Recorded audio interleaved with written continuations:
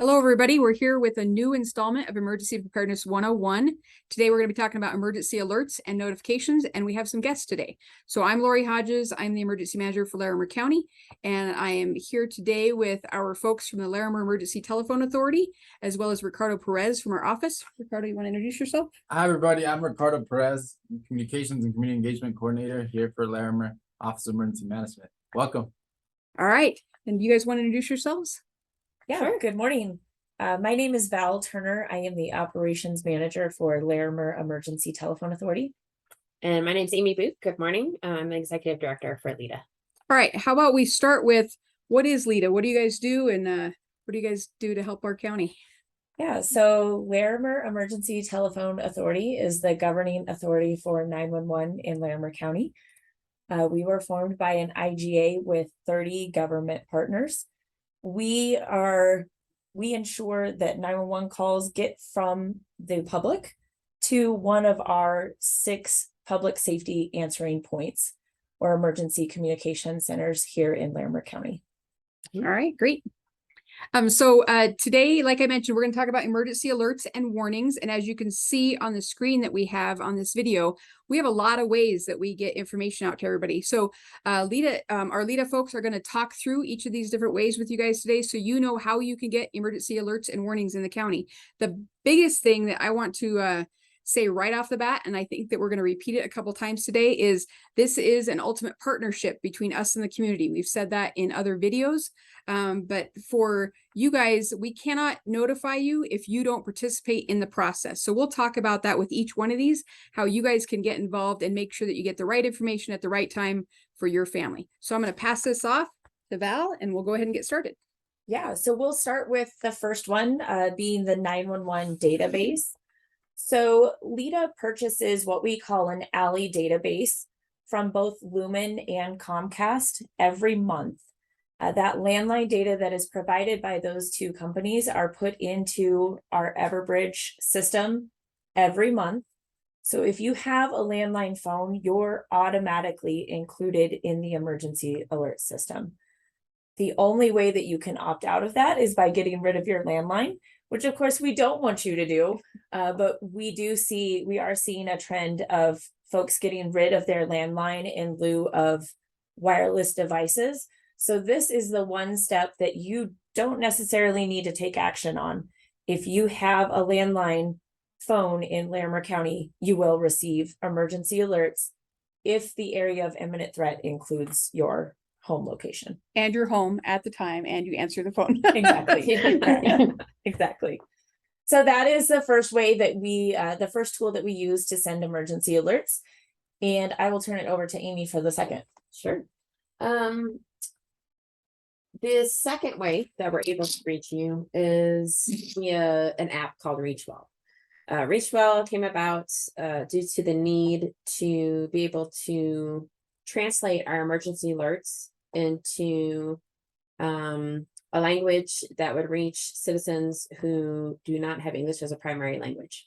So what happens is our emergency alert is sent out, and it's sent out to the app, and the user who downloads the app can then select the language of their choice, and that alert is translated into the language of their choice. There is action that is needed on this side, and that the user needs to download the app. So again, it's you can find it on iPhone or Android, and you can search ReachWell, and you can sign up for an account, and then you just have to look for NocoAlert and sign up for that, and then you'll get all the alerts for Larimer County. And we do in Larimer County with the university that we have in Fort Collins, we have a number of different languages, and we can't possibly know every language that people are going to need. And so ReachWell, being able to reach over 100 different languages, really was a great solution for us to try to reach as many people as possible during an emergency or disaster. And I'm going to turn it back over to Val to talk about NocoAlert. Yeah, absolutely. So NocoAlert is a web page that we created back in March of 2020. It was a little bit overshadowed by something else that was going on in March of 2020, but it got started nonetheless. So NocoAlert.org is a one-stop shop for all things emergency alerts in Larimer County. We use a Google-based map on that homepage to display the area impacted, the evacuation areas. We also put in the emergency message, as well as any other critical information associated with that emergency event. So during the Cameron Peak fire, the NocoAlert website was viewed over 14 million times, which was great, very successful for us during that event, but people were able to see the evacuation areas.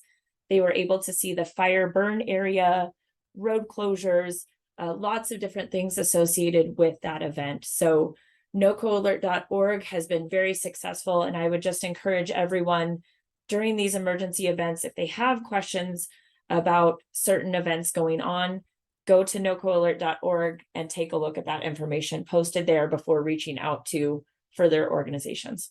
Yeah, during the fires, as was mentioned, this really was the go-to place for folks who wanted information because our alerts were changing so often with the voluntary as well as mandatory evacuations. So the NocoAlert, having that map up and having people be able to go straight to their home or their work and see if it was in a certain evacuation area or even close.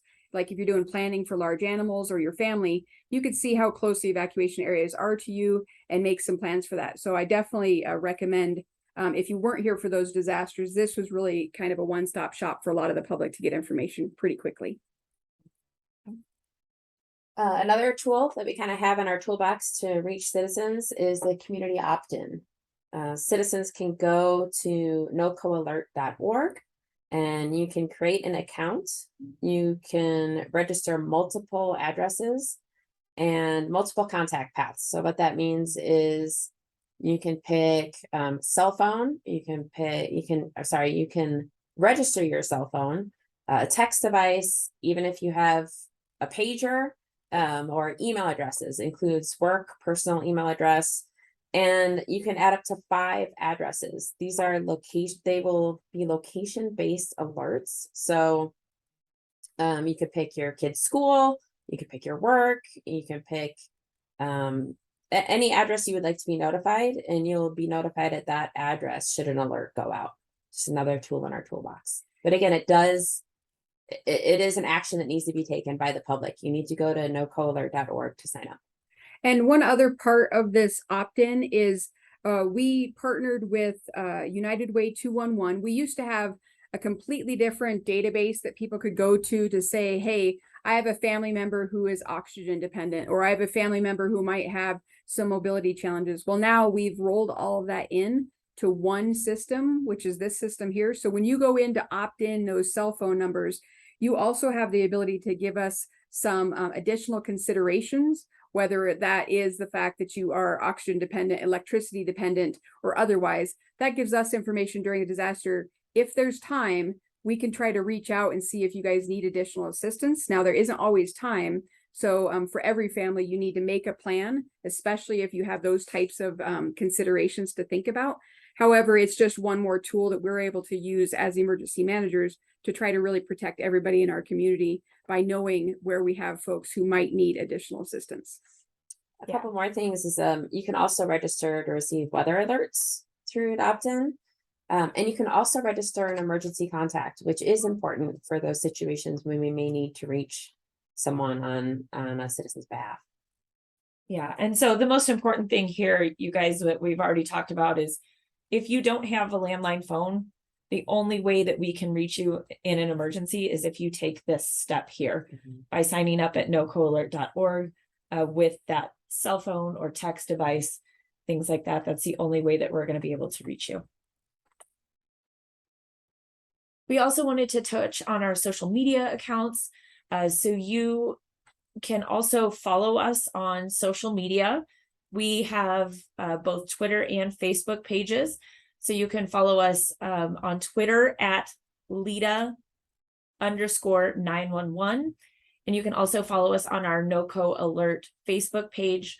All emergency alerts that are sent in Larimer County are posted to both of those social media accounts. So just another way for you to be informed, another way for us to reach another group of people who may be looking at social media instead. So our government partners are also set up with social media. whether the alert goes out on their own social media or they're sharing from our social media. Really, the goal here is to have a larger reach to more people through our social media accounts. Another tool that we use is IPAWS, also known as the Integrated Public Alert and Warning System. A lot of you are probably familiar with this system. We have the Emergency Alert System, seen here on the screen as EAS. The Emergency Alert System is essentially for the broadcasters. This is emergency alerts going out through both television and radio. We do have the ability here in Larimer County to send emergency alerts that way. You will also see WEA, which is the wireless emergency alerts. This is the one you're probably most familiar with. This is when we're able to send an emergency alert to hit a cell tower, and that message is sent to all cell devices within that cell tower area. So you're more familiar with these probably through Amber Alerts, and we do not send Amber Alerts locally. Those are sent by the state. However, if we were to use WEA for an emergency alert locally here in Larimer County, you would have that loud sound on your phone, just like an Amber Alert, but it would be alerting you to whatever emergency situation we have going on. And then NOAA weather radios, we can also send emergency alerts through those as well. So if you have weather radios, we encourage you to get weather radios and have them not only for weather alerts, but also possible emergency alerts that we can send out through those devices. And as we've said in previous videos, if you do not have the means to be able to purchase a weather radio, we do here in emergency management have weather radios that we can provide to folks so that they do have that ability to get warnings. And I really do suggest this since we have such a large area in our rural environment that has been impacted by fires, or the people who just spend a lot of time outside. I think that those folks, the NOAA weather radios are a really good bet for when you're not going to have cell coverage. Maybe you're in an area that has nothing else. Those weather radios might be your only way to get emergency notifications.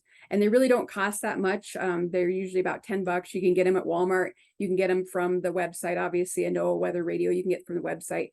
But again, we do have some weather radios here. If anybody's interested, just reach out to the Office of Emergency Management and we'll be able to help you. And I did want to reiterate with the IPAWS that this is another tool in our tool chest. We do not use IPAWS alerts for every single emergency alert in Larimer County.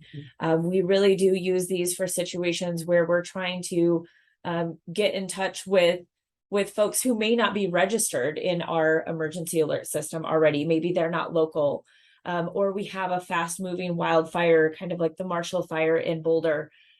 We save this tool just as another tool in our tool chest. It is not used all of the time. So I just wanted to reiterate that. So as you can see, we have a number of ways throughout Larimer County to get information to folks. Did I skip the keyword? Yeah. Okay. I just wanted to talk about that. Go ahead with the keyword. The keyword real quick. We also have keywords here in Larimer County. This is an anonymous way for people to sign up to receive emergency alerts. They can simply text the word NocoAlert to 888-777 to receive all emergency alerts sent in Larimer County. So Amy had talked about that community opt-in piece where you put in your specific address and you get alerts specific to that location. The keyword kind of negates that. The keyword, especially if you're traveling to and from different places in Larimer County, maybe you want to know about different locations throughout the county. The keyword is a great way for you to be in the know of what's going on throughout the entire county. And you'll receive emergency alerts through a simple text message. This was brought forward from a need of communicating with tourists in Larimer County. So specifically Rocky Mountain National Park with the 4.2 million tourists that they have annually. We wanted to come up with a way that we could communicate with those individuals visiting us here in Larimer County. So the keyword is a great way to do that. Again, you can text NocoAlert to 888-777 to receive those alerts via text message. And then also we use those a lot for very incident specific. So we will send out what that keyword's going to be for a specific incident. And then you could put that in to a text message to that 888-777 for that specific incident. This was really beneficial when we had 3 wildfires going on at the same time in very different parts of Larimer County. That way you could opt in specifically for the incident that might impact you the most. And then you can always opt out at any time. The incident specific ones, we actually clear that after each incident so that we don't continue to use it. It's just incident specific. But the one that's the NocoAlert one, then that one goes on for until you opt out. Yes. All right. So as you know, as you saw, we have a lot of different ways that people can get information and resources for emergency notifications here in Larimer County. We do have on this slide some contact information for the Larimer Emergency Telephone Authority. So that if you guys do have questions or concerns, you don't know maybe your address, you don't know if it's in the system already, you think you might have registered, but you just don't know, they can help you out with all of that. They can also help you if maybe something's wrong or you feel like you're not getting messages and you should be getting messages. So reach out to these folks and they'd be happy to help you along the way to make sure you get the right notifications. Anything else you guys want to add? I'd like to add one more thing. In your cell phones, make an emergency contact or an emergency alert contact and put in the number 970-658-2244. That is the number that all emergency alerts in Larimer County are coming from. And so I have an emergency alert contact in my phone and I put that number in. So when that number dials me, I see right on my caller ID that it's an emergency alert. It's important and I should answer it. So Yeah. Very good. Otherwise, you're going to think it's spam and you're not going to answer, and that would be very bad.